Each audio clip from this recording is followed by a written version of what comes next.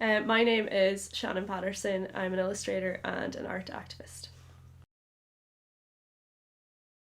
I started drawing from a very early age. I was very annoying. I used to draw on everyone's books, their pages, the walls. Since I can remember, I've always drawn, and it used to be the great pain of teachers, many teachers. Wouldn't do the homework, but I would draw on it. So.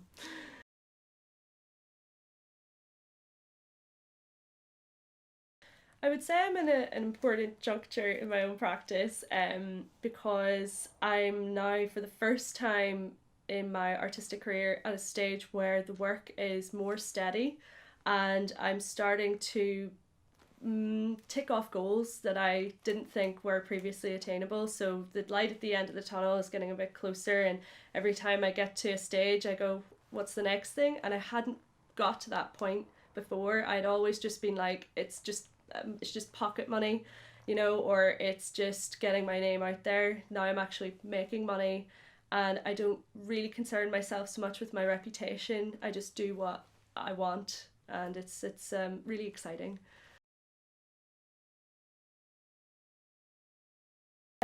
I sometimes have to balance my studio time with other roles.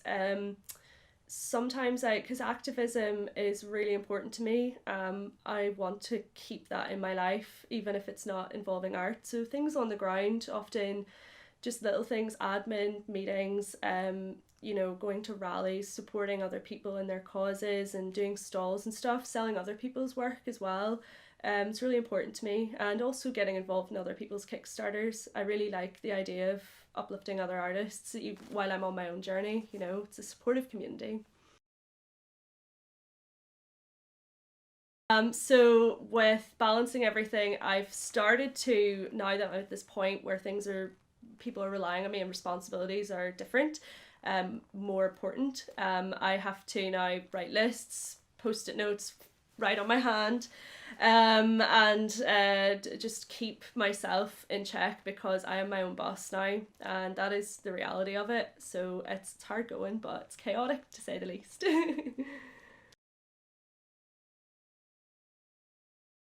So I make my work kind of everywhere. Here is my dad's studio. I live at home at the moment. The pandemic kind of sent me back home. I was living in Cork, and I was working from the windowsill of my box bedroom. But and then before that, I was actually working as a teacher in Thailand. I was working again from my bed, and Galway. I was working from my bed.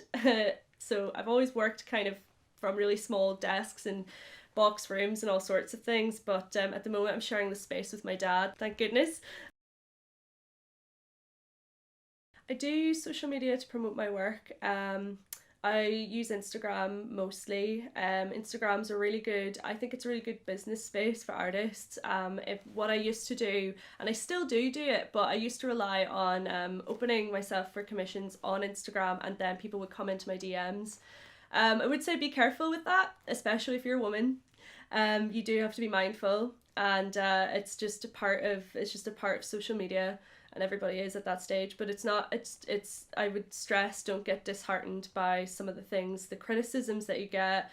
There's a lot of people with opinions that don't need to be heard. You don't need to open every DM, and you don't need to follow these people. You can block them, whatever. And sometimes I think as an artist starting out, we feel like we have to open ourselves to the world's opinion constantly because we end up looking for that validation online as a way to see where we are in our work. But it stunts you creatively when you start to estimate your self worth by that validation. When you don't get the likes or the follows that you expect from a piece that you really love, that can really like lower your self worth and actually stunt your progress. You shouldn't be thinking about stuff like that. Just do what you think in your heart is your work, even if it's not your best. If you feel like you want to put it out there, something in it resonates with you. I price my work and commissions differently, depending on what I do. And I've had to develop kind of a bit of a thick skin when pricing commissions and things, because it's really easy, especially as an artist starting out, to just give things away for free. Never give things away for free, because people will take advantage, and whether they mean well or not, you should still have a price on your work, because you have to take yourself seriously for anyone else to take you seriously. Art is a whether you're a musician, actor, TV, illustrator, whatever, it is never taken seriously by society, generally speaking. So people will always try and take advantage because they think it's a fun subject. It's something someone does as a hobby. You need to take yourself seriously. So I advise everybody to put some kind of a price on it, no matter where you feel your level is at.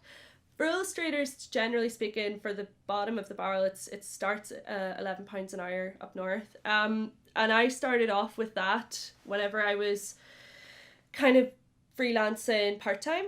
The way I look at it is, if you don't want to do a minimum wage job that you are obviously relying on, most of us are doing second jobs, aim above a minimum wage. Aim above minimum wage, give yourself that little bit of respect, and other people will as well. And often I find people don't know what price they're looking for as well, so it can be flexible. Just it's a case by case basis, depending on the kind of job or what you want to do, but always price your work. That's what I would say.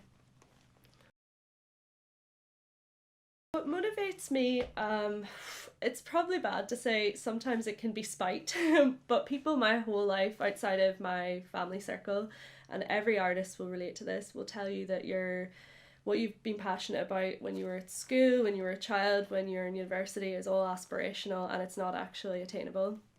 And they can often make fun of you and put you in a position where you actually then believe them and tear away from your work. And it happened to me a lot, where I kept thinking, no matter how many times I was, selling something or doing well or feeling like happy with my work, I never felt confident enough to go out there and start selling it and making something for myself, because I had these voices in my head from the past who were saying, careers advisors saying, you can't do that, no one can do that. And the biggest lie I've ever been told is that you can't sell art, that art is impossible, and it's you can't break into it. You just have to be really confident. So what motivates me on one side is that thing of, I'm going to prove people wrong, and I keep going and see how far I get. And the other side is just passion. It's just something I've always loved to do. And especially now that I've found activism, that drives me, because I feel like I'm helping in some way or another, even if it's a tiny, small way. I'll just putting visuals to causes, things like that. So there are different reasons for motivation, and some days they feel stronger than others. But always the passion is at the core of what motivates me.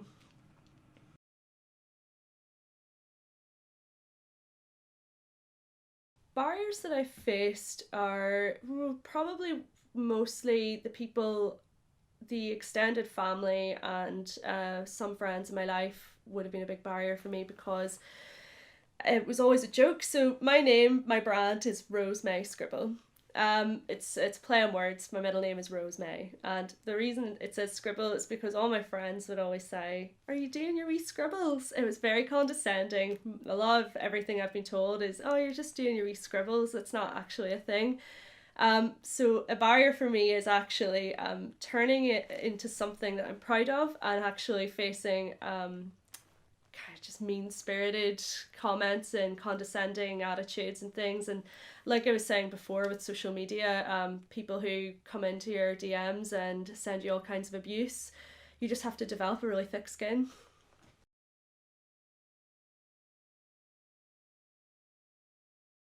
If somebody wanted to get started and they needed advice of some kind, I'd love to just shake them and say, like, just do it, like, just put it out there.